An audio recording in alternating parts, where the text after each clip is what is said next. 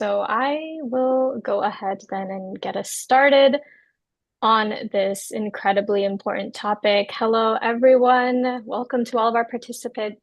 My name is Safa Ahmed, and on behalf of the Indian American Muslim Council, I would like to welcome you to this month's congressional briefing titled India's Democratic Crisis, Forced Mass Evictions of Muslims in Assam, Millions Denied Votes in Bihar. Now, if you've been following the news in India, you know that for the past month or so, we've been seeing a number of shocking and deeply concerning stories concerning two of the most fundamental rights in a democracy, which are the right to vote and the right to safety and security as a citizen of India. And let's start with Assam, where Muslims have long been under attack thanks to Chief Minister Himanta Biswa Sharma's far-right BJP government. But the past few weeks have also seen an alarming escalation in this years-long attempt to drive this vulnerable community out of not just their homes, but out of India entirely. Over the past few weeks, thousands of Bengali-speaking Muslim families have been evicted through targeted demolition drives carried out by the state's Bharatiya Janata Party-led government, according to an article from Reuters published in July last month. In just the past month alone, about 3,400 Bengali Muslim homes have been bulldozed in 5 eviction drives across Assam.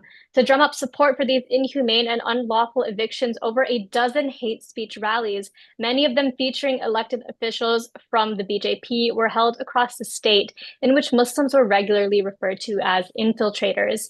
Combined with a nationwide crackdown on undocumented immigrants and refugees, as well as with rising anti-Bangladeshi sentiment, often wielded as an Islamophobic dog whistle, you get this recipe for widespread human rights abuses. Assam's foreigners' tribunals, where tens of thousands of people have been shuffled through, being forced to prove their legality, are already known for their disregard of constitutional safeguards. But on top of that, we're seeing this new escalation in disturbing and unlawful deportations of Indian citizens who are being pushed into Bangladesh simply for being Muslim or for speaking Bengali.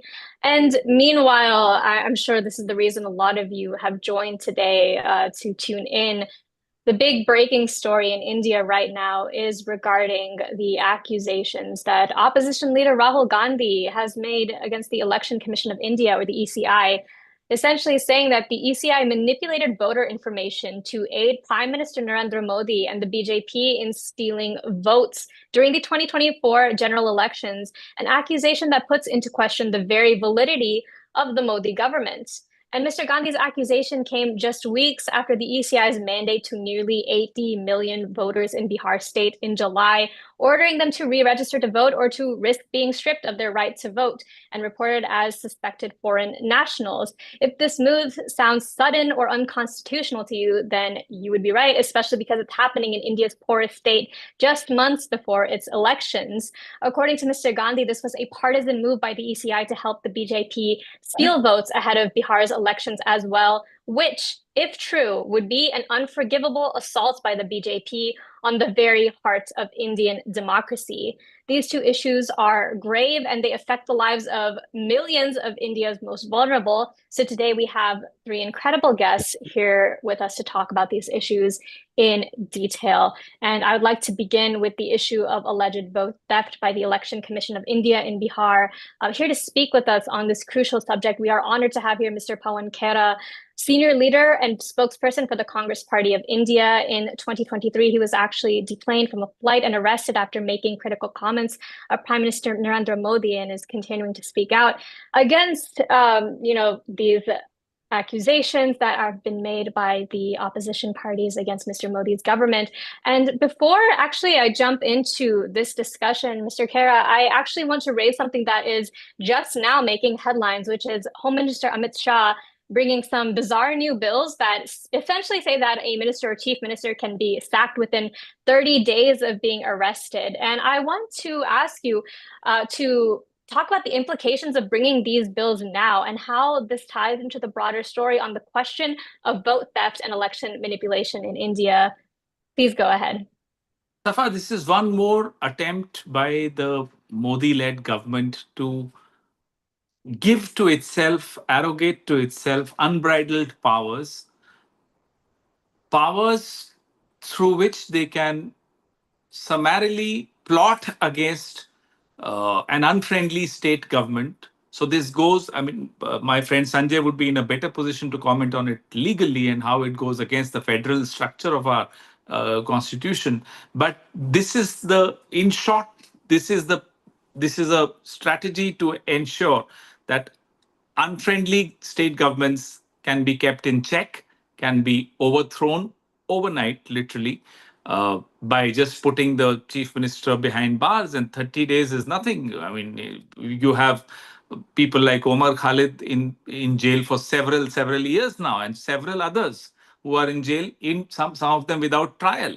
So here would be a chief minister going behind bars even before the trial begins. He's not convicted. He or she is not yet convicted. It's just arrested. And the government goes on the 31st day. So that's very clear that the BJP government at the center is trying to control more and more, increase its arsenal. In its arsenal, you already have the Enforcement Directorate, you already have the Central Bureau of Investigation, Income Tax, SFI, several other agencies, and now this power. I think this will also tie into the broader story, right? Which the main story that's making headlines right now is the accusations of vote theft, which is drawing on data irregularities from across different states. I wonder, Mr. Kara, could you comment on that? Could you tell us the story of how the party came to this conclusion and how it's now bringing forth these allegations, and what are the next moves? Well, it all started 5 7 years ago when some of our leaders would just make random comments about the functioning of the Election Commission of India, or about the way elections are conducted in our country over the last 10 years, especially. But those were random comments without much evidence. Uh, in 2022, the Uttar Pradesh Assembly elections, soon after that, Mr. Akhilesh Yadav of the Samajwadi Party sent 18,000 affidavits bringing to the notice of the Election Commission the what was going essentially wrong with the way elections were conducted. Uh, this had something to do with voter deletions, if I remember right. Then it was the Biju Janata Dal, another regional party from the eastern part of India, Odisha, where in December 2024, that party also brought to the notice of the Election Commission that, look, we are not being given Form 17C where we can get to know how many people voted in every booth. So this kept happening. But Maharashtra was the red flag for us. Maharashtra elections happened end of last year, 2024, and the data was shocking. May of 2024, when the general elections were taking place, between that and between Lok Sabha and Assembly elections in Maharashtra, 5 months, 41 lakh, 4 million votes were added. Now that sounded a bizarre number. I mean, it just didn't make sense. And that's when our party created a group called Eagle, which is an empowered group of professionals and leaders who come together to examine the functioning of Election Commission and to examine the way elections are conducted in India, assembly elections and general elections.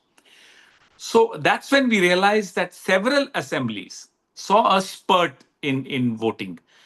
Voting ideally ends at 5 p.m. on the day of polling. But anybody in the queue, if he or she has joined the queue before 5 p.m., is allowed to vote, even if the voting goes on till 8 or 9 or 10, in some cases, even till 11 p.m. There were some booths where there was a spurt of by 12%. How can you have a 12% rise in 1 hour? So we demanded a CCTV footage of the queues. We were not given the CCTV footage.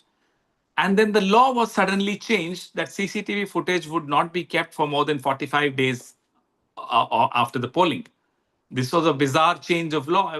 I mean, there's nothing that explains this change of law. We have been asking the Election Commission to give us machine readable voter lists for Maharashtra.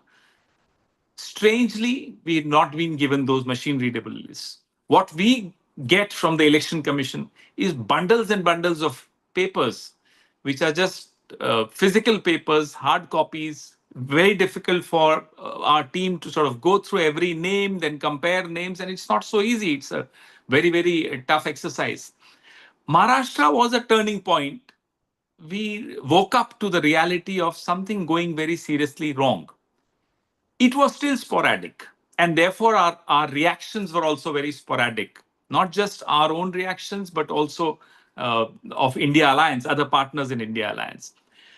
So January of 2025, the India alliance partners in Maharashtra got together and held a press conference in Delhi, in the capital city, which was Rahul Gandhi, Ms. Supriya Sule, and Mr. Sanjay Raut.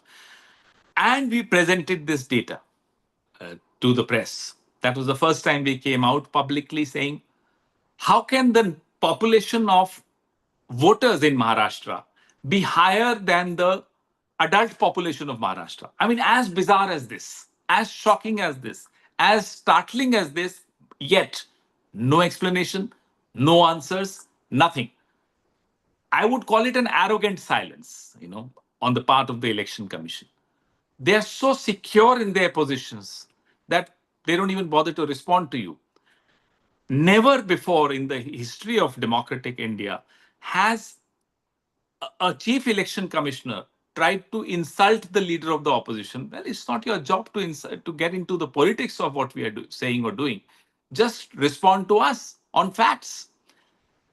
Then they started SIR, the intensive revision of roles that's going on in Bihar. Again, very unprecedented. The last time it happened was 2003. It took the government 1 year, the election commission 1 year to do it. And that's normal. It has to take 1 year in a country as large as India, in a state as large as Bihar. This time they gave the election commission gave the voters 1 month, just 1 month to collect everything, delete names, add names, do whatever they want with the lists. And they brought in strange preconditions. Aadhaar, the identity card which is issued to all of us by the government, was not considered to be a valid document to prove your bona fide, which was strange again.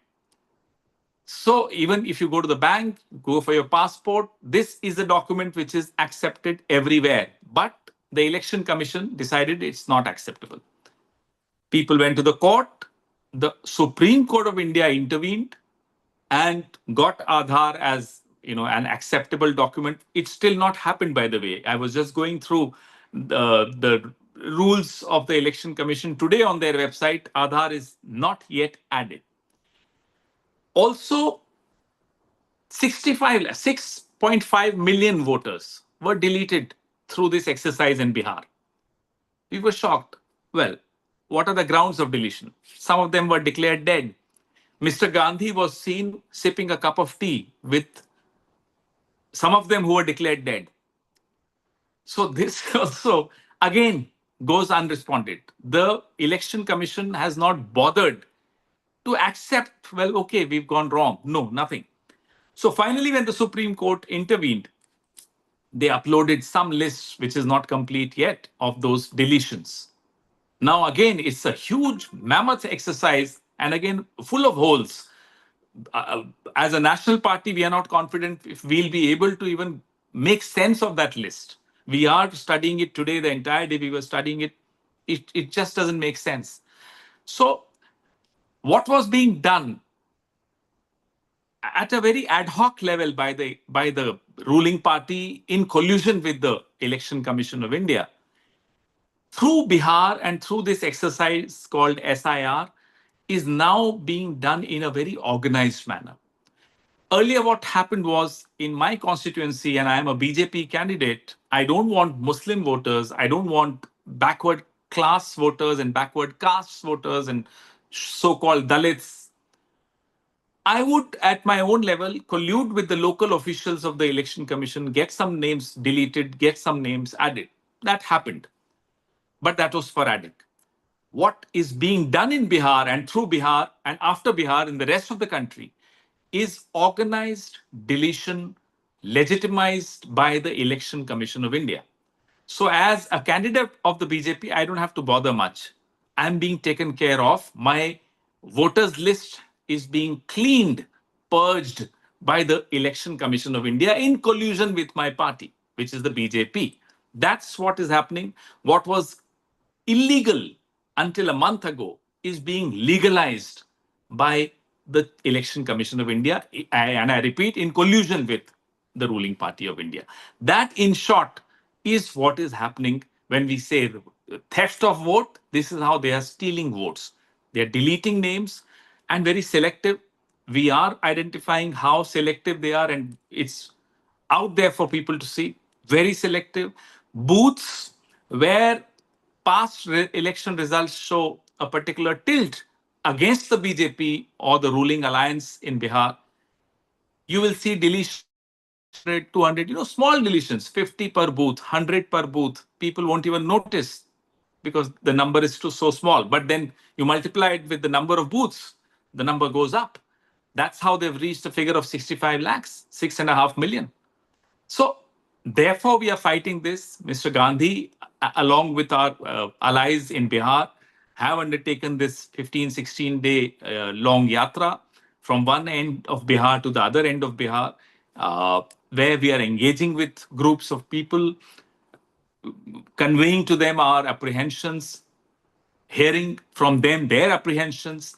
And I think there is a lot of buzz in Bihar. People have started, this vote theft has become a very popular word. People have started relating to what's happening. And, talking in vague terms that, look, this is your constitutional right to vote and this is an attack on constitution, may work, may not work. But we are trying to simplify the narrative. It's not just an attack on your vote. It starts from there. It then goes on to your rights as a citizen to become beneficiaries of government schemes, ration, free ration, pensions, housing, and of course, later citizenship also, your identity.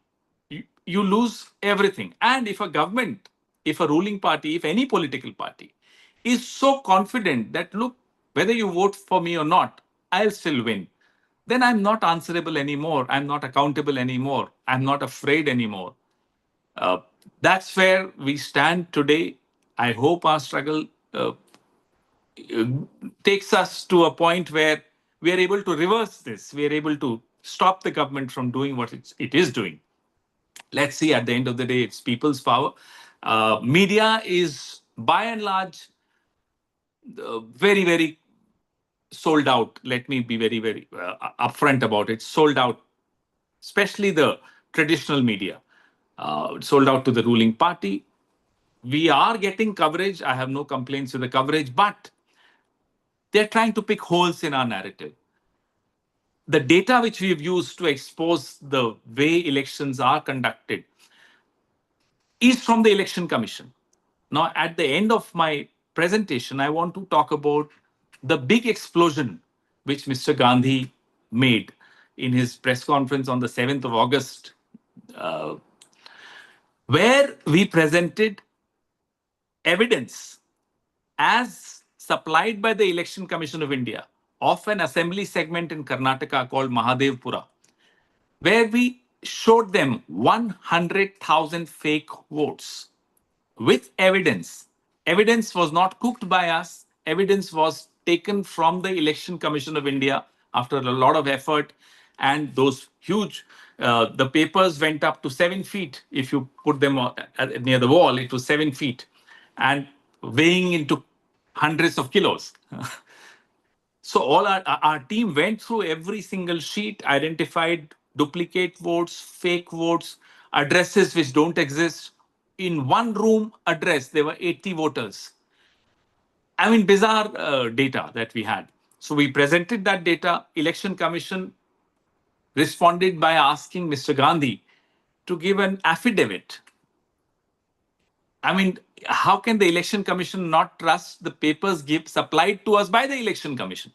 So these are excuses. These are ways to distract attention, to not respond to specific charges, especially when the evidence is out there in public domain now. The election commission is absolutely cornered. Ruling party is cornered. The chief election commissioner held a press conference last week, which was again a 2-hour monologue of sorts, where not a single query of ours, not a single charge that we've leveled against them was responded to. So I think I leave it here, and let's sort of have question and answer whenever you want. Mr. Kara, thank you so much for this very thorough summary of everything that's going on, such a multifaceted issue. And there's certainly a lot more to talk about, which we'll get to in the Q&A. But right now, I will turn to the issue of forced evictions in Assam, which at the end of the day is still a connected issue with regards to the forced stripping of the fundamental rights of Indian citizens. And here to speak on that topic is Mr. Sanjay Hegde, a leading voice for civil rights and a senior advocate at the Supreme Court of India. Mr. Hegde is known for his involvement in a number of major cases and issues, from the 2012 Nirbhaya rape case to being appointed by the court as an interlocutor with the Shaheen Bagh protesters, to going up against the government and X, formerly Twitter, over the suspension of his account for posting anti-authoritarian imagery. He is joining us again to speak about the situation in Assam and the ripple effect these abuses might have on the vulnerable across India. Mr. Hegde, welcome. Thank you, Safa. The issues that Mr. Khera spoke about are in a way related to what's happening in Assam. There is some history to what's happening in Assam, and it happens to involve the very basic question as to who is an Indian. You must remember that India was born out of a partition of the subcontinent of what was originally British India. That partition was on communal lines to a large extent, but people continued living where they were living, and boundaries came up all around them. Now, prior to partition, for the previous 40, 50 odd years, there was a certain amount of Bengalis who came up into empty fallow land in Assam, and they were moving in within the same territory, within the same country. They settled there, but they were, to the native Assami Hindu minds and the traditional Assamese minds, these were people who did not necessarily belong there. There was also an assumption that an Assamese politician called Muhammad Sadullah, who was chief minister of that state at one point of time under the British, and then a member of India's Constituent Assembly, had basically smuggled in a lot of people who were likely to vote for him. There has always been an attempt to push people out.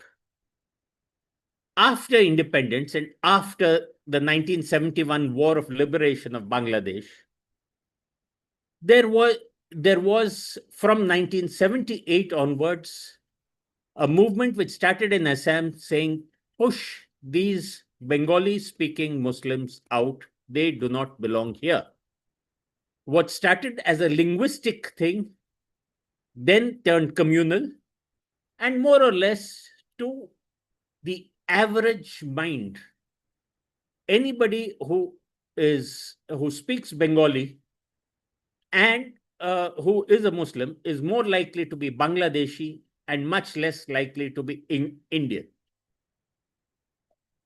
It was the Election Commission which, when attempting to clean up voter data in Assam, kept marking people as doubtful voters. And these doubtful voters were then referred to the foreigners' tribunals, where they were asked to prove their Indian citizenship. Many of these people are poor, undocumented, and many of them failed to prove through a paper route that they were unquestionably Indian. So the tribunal says, no, you failed to prove that you're an Indian.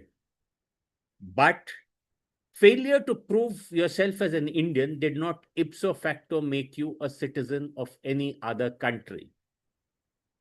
Now, India and Assam are left with a peculiar problem. You have these people whom you have declared not to be Indian, but you do not have a country which is willing to receive them as its citizens. There was the Indira Gandhi and Mujibur Rahman Accord of 1971, under which everybody who had come into Assam or into India before March 25th, 1971, would be taken care of by India, and anybody who came in after that would go back to Bangladesh. But this is 50 years ago. Those people, many of them have died, but they have had left children and grandchildren who have known no other country other than India. So all over, we are in a situation where people are identified in the common mind as not being Indian. Then there are people who have been through a legal process, declared not to be Indian, but you have no other place to, no other country which is willing to receive them as its own citizen. So what do you do with them? People have been kept in detention camps for various periods of time. And it was COVID and other continuing detentions which forced the Indian Supreme Court to say that everybody who served over 2 years in a detention camp, please let them out. What the current government in Assam is doing, is, especially as elections come close enough, is to take some people who have either been declared by a judicial process not to be Indian, or any other people whom they suspect, and then try to physically push them back across the border with Bangladesh. They call it pushback.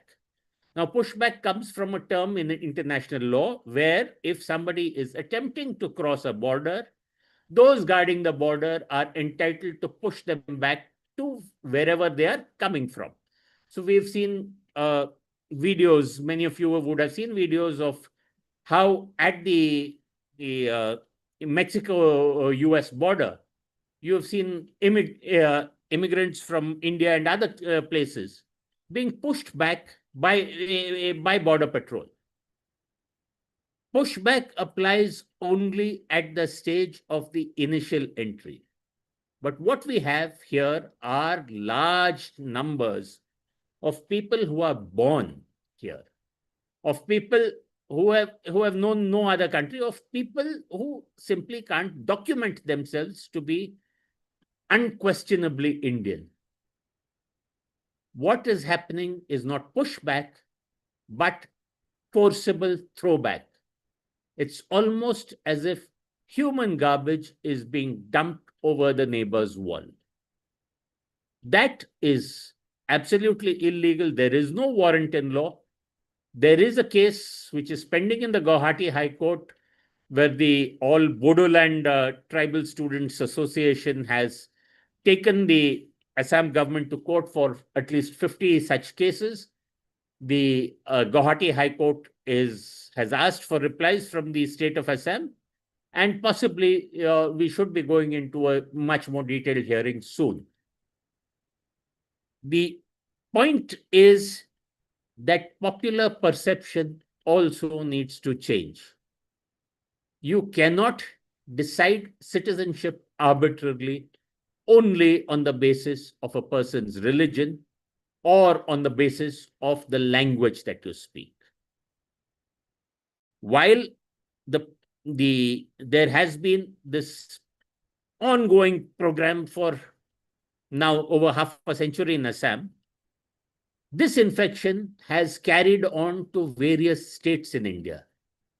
You've had the policemen of various states. There have been people in Rajasthan. There have been people in Maharashtra who have been summarily picked up just because they were speaking Bengali, and they did not appear to be non-Muslim. Many of these people have been taken over to the border, handed over to the border security force, which has in turn pushed them back or thrown them over the border with Bangladesh. Then, in one case from Rajasthan, where the man's relatives proved that he was unquestionably Indian, the man had to be brought back. So it is obvious that while this pushback has been happening, it has been with some kind of complicity of the Bangladeshi authorities also, and they may well look at it as a temporary phenomenon of election times. However, this has raised so many questions of who is an Indian, what does citizenship mean, and if you are declared not to be an Indian citizen, what happens to you? I have given you an overview of the problem, and I'm open to questions. Mr. Hegde, thank you so much for that very detailed overview. I know it's important as well to remember the human cost, especially at the personal level. These victims of the evictions have been entire families, women who are pregnant, children, young adults. It's truly a horrifying situation at so many levels. To our audience members, I want to encourage you to begin dropping your questions into the Q&A box that you see at the bottom of your screen. But before we do get to that, we have one more speaker, and I am pleased to introduce and welcome my friend Riya Chakrabarti from IAMC's longtime coalition partner and ally, Hindus for Human Rights. Riya serves as the policy director for HFHR, where she works on advocacy efforts in collaboration with government actors, and she has led efforts in support of Indian democracy and the release of political prisoners, among other human rights-focused initiatives. Welcome, Riya, and we're excited to hear from you.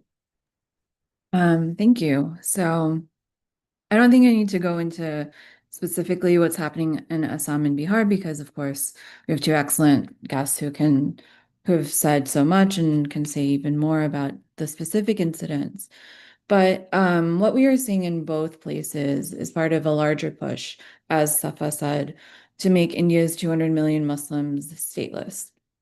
And this effort has been noticed in the international community as well. The U.S. Commission on International Religious Freedom has called for accountability for more than 6 years. The U.S. Holocaust Memorial Museum has said India is one of the 10 countries most at risk for a mass atrocity event for the last decade because of this government's toxic majoritarianism. And these incidents in Assam and Bihar are perfect encapsulations of hate permeating through the halls of power today. There are also, incidents that are very familiar to both my family or my community's history and honestly to things that are happening here in the US. So I'll start with Assam, where we see how Muslims are being rendered stateless by being labeled as Bangladeshi. But even beyond Assam, Bengali Muslims in particular are being used as a punching bag for institutional Islamophobia. In Gujarat and Haryana, authorities have demolished thousands of homes, and thousands of Bengali Muslims have been pushed into Bangladesh, not just from Assam, but all over North India. Bengalis are being rounded up and then pushed into Bangladesh once they get closer to the border. The Prime Minister himself has called Bangladeshi migrants infiltrators. And this kind of dehumanizing language has devastating impacts on communities. If you're my parents' age or anyone over 60 and you have roots in Bengal, you will remember how the Islamabad government dehumanized the inhabitants of East Pakistan. Muslim Bengalis were considered insufficiently Pakistani. The Bengali language needed to be erased, either by forcing Bengalis to learn Urdu or killing Bengali nationalists, intellectuals, and Hindus. And also the Adivasis of East Pakistan were targeted for not being Pakistani enough. When we see what happened in 1971, it's hard not to look at how the Indian government talks about Bengali Muslims in India today and not think of that dark chapter in South Asian history. We also know, of course, that the ruling party is using the Bengali language as a shortcut to identify Muslims. There are many Hindu and Dalit Bengalis who are being deported, and there is a pervasive racism that is seeping into Indian society. For example, the Delhi police has called the Bengali language Bangladeshi, and you can sometimes see right-wing influencers dissecting what kinds of Bengali are Indian enough. Because of all of this, Bengali migrant workers in India are fleeing back to West Bengal. And among the people who are Bangladeshi who are being deported, many of them are refugees from the Bangladesh genocide, or as with the 100 Rohingya refugees who were pushed into the Indian Ocean, they're from Myanmar during the ongoing Rohingya genocide. But in truth, even though Bengalis have been kind of the visible targets, this is part of a drive against 200 million Muslims and the third largest country for Muslims in the world. The government will eventually turn its attention to Muslims from other linguistic communities, and then to different religious and cultural minorities. And then eventually they will turn to Hindus and divide people between good Hindus and bad Hindus. Most Indians will never be good enough for Hindu nationalists. We'll eat the wrong foods, speak the wrong language, worship the wrong gods, and think the wrong things. India has always been too unruly and too diverse for a monolithic worldview. But Indians are currently facing a government that wants to pick and choose who gets to be Indian. And that extends to who gets a say in the future of India. Over the past few years, democracy defenders have been sounding the alarm on the relatively new phenomenon of voter suppression in India. But in Bihar, as Mr. Khera said, the SIR that has unfolded has been a targeted campaign against the people who would usually not vote for the BJP. It also reminded me of my own relationship with voting in the US. So I'm from Texas, where the state legislature has introduced some of the strictest laws around voting in the US. And Republicans in the US are trying to pass a voter ID law at the national level. These laws place the burden on Americans to prove their identity when they vote. And since government-issued IDs are hard to acquire, these laws are designed to leave minority and marginalized voters out.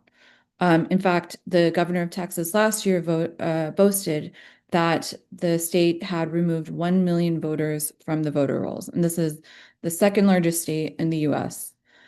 The reason I mention this is what happens in places like Texas are things that are replicated not just in the US, but around the world. The US is a pioneer in experimenting with how politicians select their voters even before the first voters enter the polling booth. Over the last few weeks, we've seen how the voter rolls in India today are hard to trust.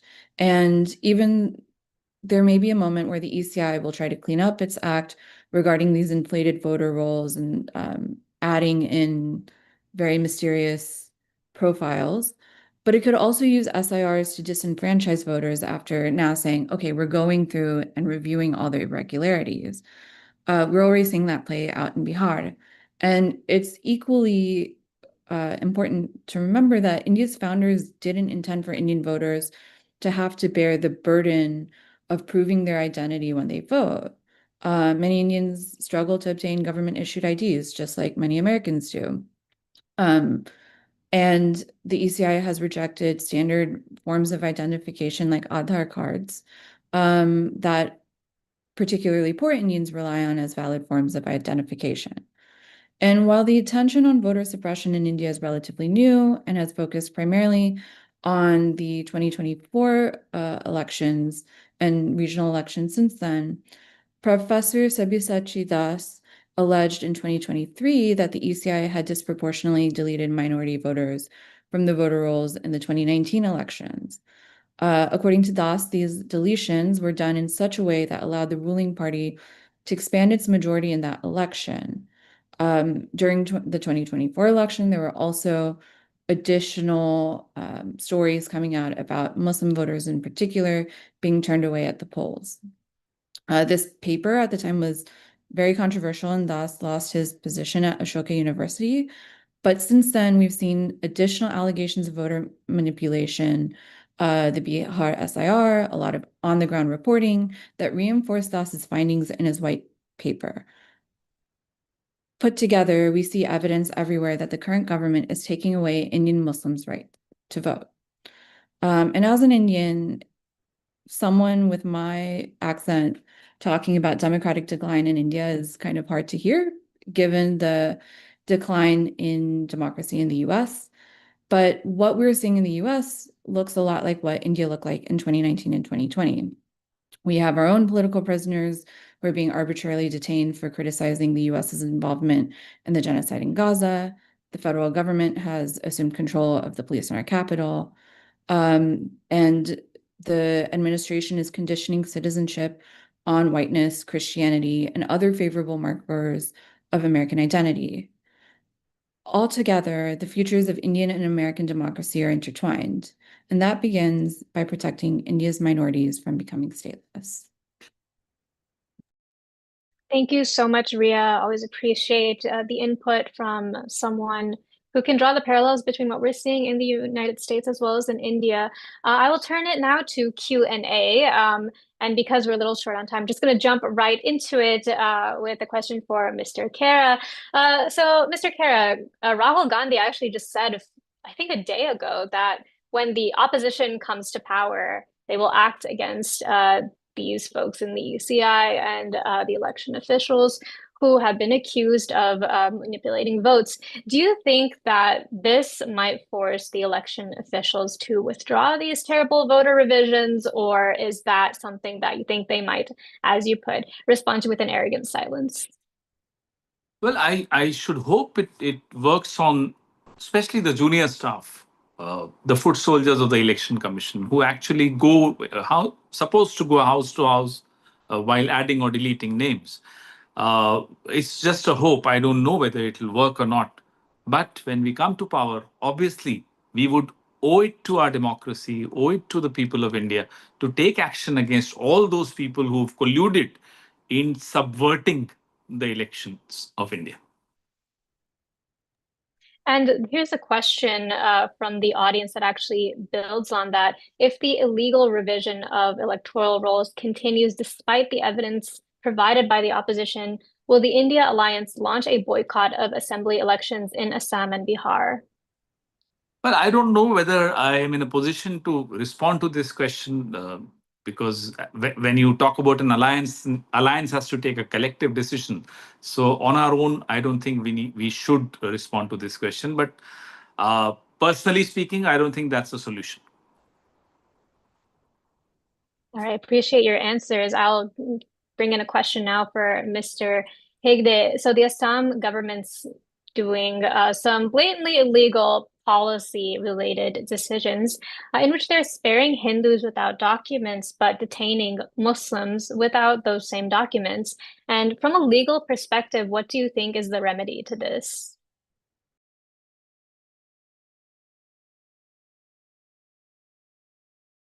Oh, you're on mute, sir.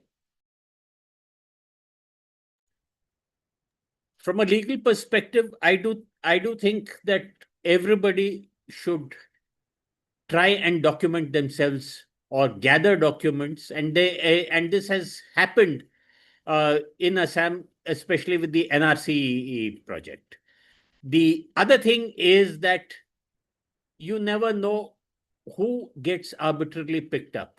I would think that a properly coordinated legal cell of the political parties, as well as something like like what you have in the US, like the ACLU, should be available at every district and at every police station, so that if anybody is wrongly picked up, the relevant legal proceedings are taken from the relevant stage. See, sometimes people are picked up after they did not attend hearings at the tribunals. So then you have to go back to the tribunal and try and reopen those proceedings. If that doesn't happen, then you go to the High Court and get the High Court to ask the tribunal to reopen them.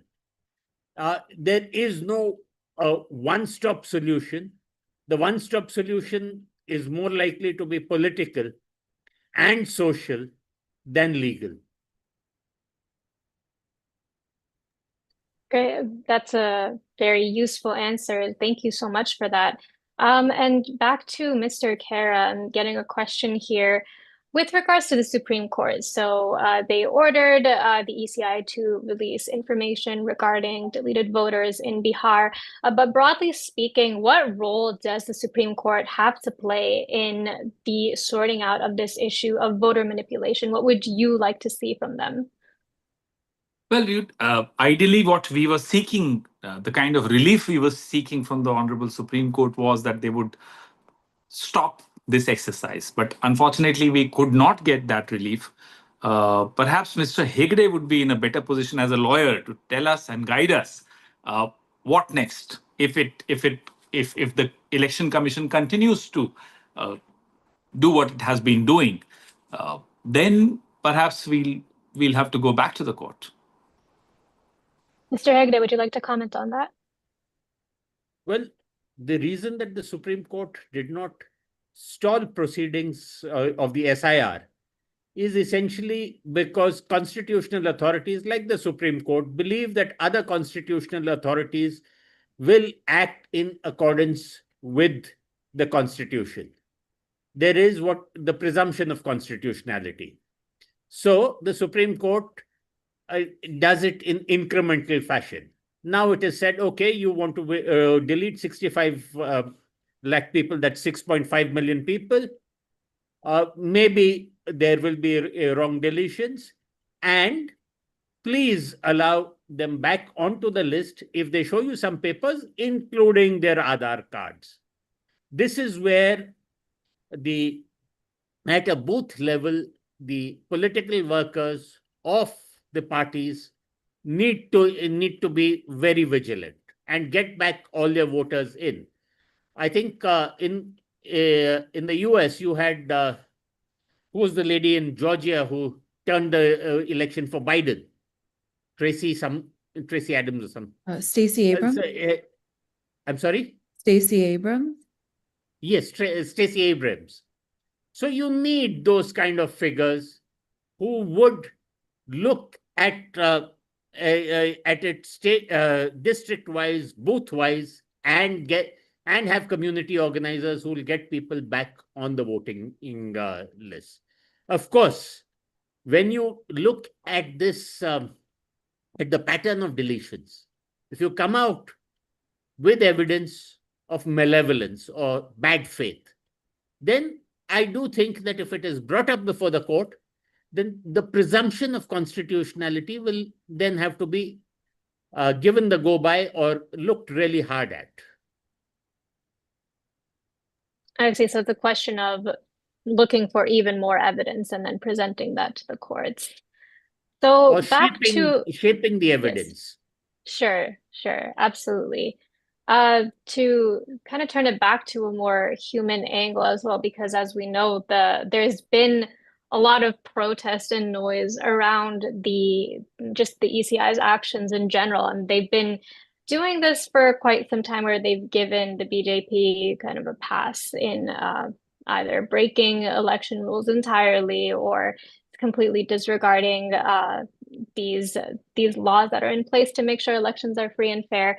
But Mr. Kara, I do want to ask about the arrest of opposition party leaders who were protesting, marching towards the ECI in Delhi. What goes through your mind when you see hundreds of opposition party leaders marching in protest and then dozens of them being arrested in the world's largest democracy? Frankly, there was no reason to arrest them. They should have been allowed to march up to the Election Commission of India, give their representation. Why should the doors of the mighty Election Commission be shut to the very people's representatives who are fighting for the rights of people to vote? I mean, look at the irony of this. So, well, not that we were surprised at when we saw these leaders of ours getting arrested. We were not surprised at all. This was expected. Yet, in an ideal situation, we would expect us to be allowed to march to the Election Commission, knock at the doors, open the doors, give them their representation, speak to them. But no. And to turn it back once more to the reaction of the BJP to all this, again, with Amit Shah bringing these bills that would allow for the arrest of ministers or chief ministers within 30 days, what is this a sign of? What, in your view, what does that say about the BJP's reaction to all of this? What does that say about the state they're in? Are they as confident as they have been thus far? Or do you feel as if there is some panic there? Well, it is definitely born out of panic, but that the fact that the BJP under Mr. Modi and Mr. Shah has no respect for democracy. This again endorses what we've been saying all along, that these people are against democracy, against democratic institutions. And the fact that in 2014, when Mr. Modi came to power, his slogan was Congress Mukt Bharat, let's free India from the Congress. I mean, it was not just Congress. What he meant was opposition. And lo and behold, this is what he's doing. Absolutely. And I think we should bring it back really quickly to the American audiences that will be eventually watching this. And I'd like to ask you, both Mr. Kara and Mr. Hegde, for the American audience, why should U.S. lawmakers, in the clearest possible terms, be concerned about vote theft, allegedly, in the world's largest democracy and one of the U.S.'s most key allies in the global South? Mr. Hegde, considering I'm a politician, I'm not supposed to say certain things. I have to be politically correct in my silence. So I would pass it on to Mr. Hegde. Well, the US is the most powerful democracy and India is the largest democracy. If there is one thing that has bound India and the US together, is a shared aspirational democracy, and we also owe our independence to some of the persuasion that FDR exerted on Winston Churchill towards the end of the World War, where it became very clear that India could not continue as a colony. So we have a shared destiny, as it were, in a democratic future. But at the same point of time, we have both been hit, in a certain sense, by elected authoritarians. I have relatives in the US, and I've often joked with them that that India and the US are following the same reality show. Sometimes the US is a few seasons behind, sometimes we are a few seasons ahead. So whatever happens in the US, and especially in terms of voter suppression and community organization to get your votes back, resonates out here. Arguments which are taken in the courts in the US, or your 14th Amendment and our Article 14, have a lot of things in common. So it is in the interest of mankind as a whole that more people, or a majority of mankind, believes in democratic values and not in authoritarianism. Any kind of backsliding will have a global impact. Already there is so much of talk about between India and China. Why did China go ahead and why did India stay behind? And there are plenty of people who say that, look, China, because it is an authoritarian state, it managed to leapfrog. So that is simply not correct. You can be a democracy as well as have political rights and economic growth at the same time.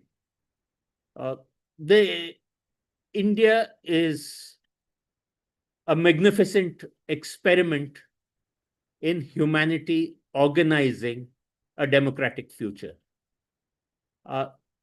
The US may pride itself on being a a first mover.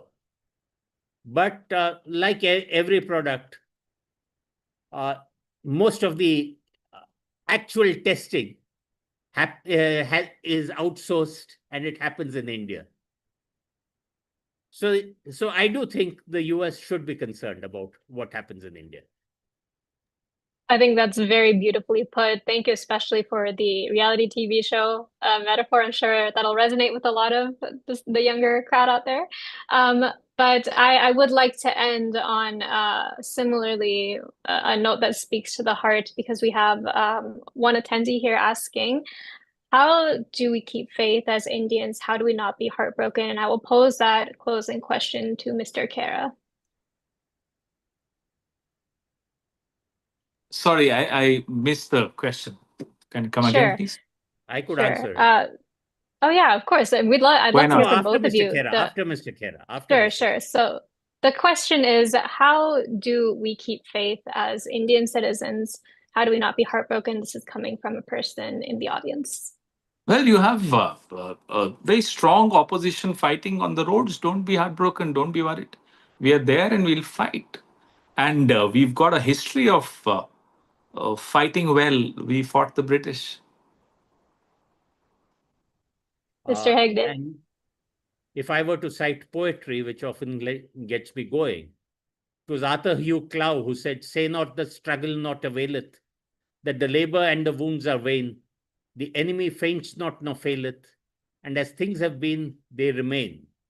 Or if I could quote Faiz Saab, who said, "Dil na umeed to nahi, naakaam hi to hai, lambi hai gam ki sham, par sham hi to hai."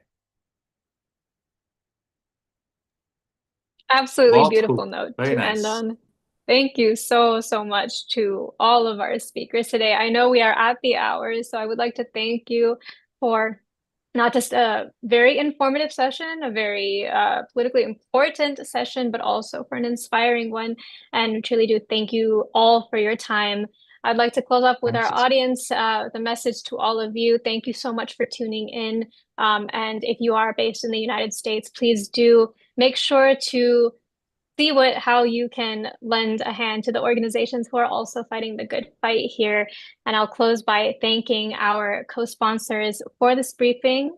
This briefing was co-sponsored by World Against Genocide, Indian American Muslim Council, Hindus for Human Rights, the New York State Council of Churches, the Religious Nationalism Project, the Humanism Project Australia, Diaspora in Action for Human Rights and Democracy, the Center for Pluralism, Association of Indian Muslims of America, Washington, D.C. Thank you once again to our guests. Thank you to our audience, and we hope you have a great rest of your day or night.